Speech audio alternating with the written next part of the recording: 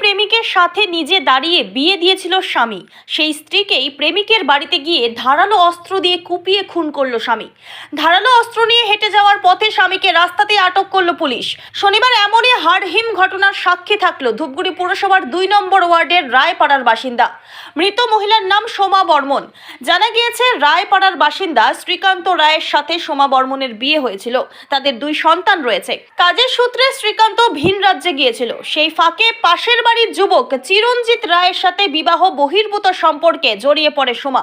বিষয়টি শ্রীকান্ত বুঝতে পেরে ভিন রাজ্য থেকে বাড়ি ফিরে এসে দিন কয়েক আগে শ্রীকান্ত নিজে দাঁড়িয়ে থেকে ওই যুবকের সাথে তার স্ত্রীর বিয়ে দেয়।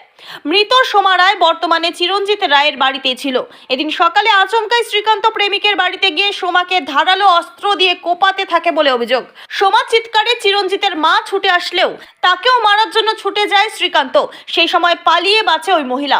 এরপর ধারালো অস্ত্র নিয়ে রাস্তায় হেঁটে যাওয়ার সময় পুলিশ ধূপগুড়ি বাজার এলাকা থেকে অভিযুক্ত শ্রীকান্তকে আটক করে। ঘটনাস্থলে ধূপগুড়ি থানার পুলিশ পৌঁছে দেহ উদ্ধার করে ময়নাতদন্তের জন্য জলপাইগুড়ি মেডিকেল কলেজে পাঠিয়েছে। ইতিমধ্যে ঘটনাস্থল ঘিরে দিয়ে ঘটনার তদন্ত শুরু করছে পুলিশ। পুলিশ সূত্রে জানা গিয়েছে একজনকে আটক করা হয়েছে। এখনো পর্যন্ত লিখিত অভিযোগ দায়ের হয়নি। উনি তো আমার ছেলের সাথে বিয়ে দিল এই যে সামনে রবিবার। আচ্ছা, বিয়ে দিল 10-এর সামনে সবার মুখের আগে বিয়ে দিল, সবাই আসছে।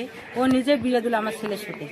দেওয়ার পরে তো তারপরে তো ছেলেকে তো আমি তো বাড়িতে ঢুকে নিয়ে যে পাশে ওইখানে ঘরে রাখছি যে একটা ইসে করে তারপরে উঠাবো বাড়িতে। এই পর্যন্ত আমি জানি। তারপরে বউটা তো আমি খাবার টাওয়ার দেই, বাড়িতে ঢুকাই না যে আমরা 10 জনকে হাতে এসে না করে তো আমি ঢুকবো না।